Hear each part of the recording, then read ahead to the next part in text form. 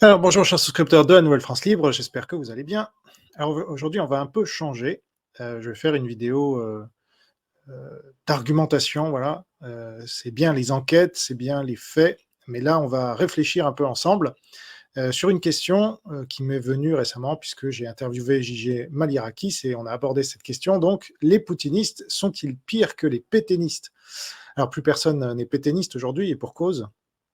Le pétainisme, c'est la collaboration, c'est la compromission avec l'ennemi qui a occupé et ruiné la France, c'est l'aide à l'ennemi au lieu du combat contre l'ennemi.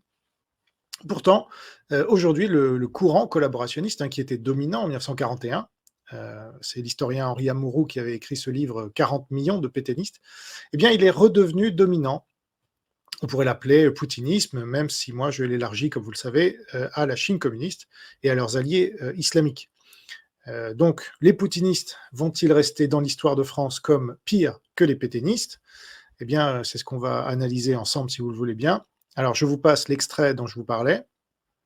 Voilà, donc c'était hier sur cette chaîne. Si vous n'avez pas vu cette vidéo, cette interview, je vous la recommande vivement parce que M. Malirakis est quelqu'un de très sage et qui en a vu dans sa vie et qui est anticommuniste. Voilà, il n'est pas tombé dans les pièges. Il a lu Golitsyn, vous voyez, il a compris. Et il a lu aussi Guerre hors limite, donc il a compris un peu ce qui nous arrive et dans quelle guerre mondiale on est, ce que beaucoup d'autres n'ont pas compris, comme Philippe Fabry et les identitaires et bien d'autres. Alors je vous passe l'extrait. Et est-ce que vous pensez qu'on va avoir avec les poutinistes ce qu'on a eu avec les pétainistes, en termes de destin notamment? Alors, je vous trouve vache pour les pétainistes. Je veux dire que les pétainistes, d'abord, c'est des gens très différents, hein, qui vont de Maurras aux collaborationnistes, voilà, extrêmement différents. Donc, je trouve que les poutiniens n'ont aucune excuse. Et Voilà, donc après il développe un peu son idée, mais je lui laisse évidemment sa pensée. Et moi je vais développer encore plus sur 45 minutes, hein, comme j'ai l'habitude de ce format, et vous aussi. Donc si vous voulez rejoindre les souscripteurs, vous avez le lien dans la description.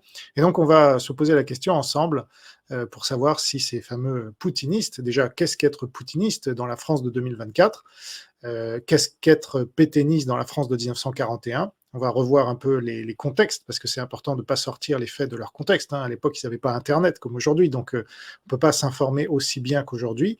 Quand on est un pétainiste en 1941, on est tributaire de beaucoup de choses, de l'État, de la radio d'État, des médias d'État, la presse, etc. Donc on va voir tout ça, on va remettre ça dans son contexte et on va essayer de comprendre et d'analyser si c'est pire d'être poutiniste en 2024 que d'être pétainiste en 1941. Alors c'est parti.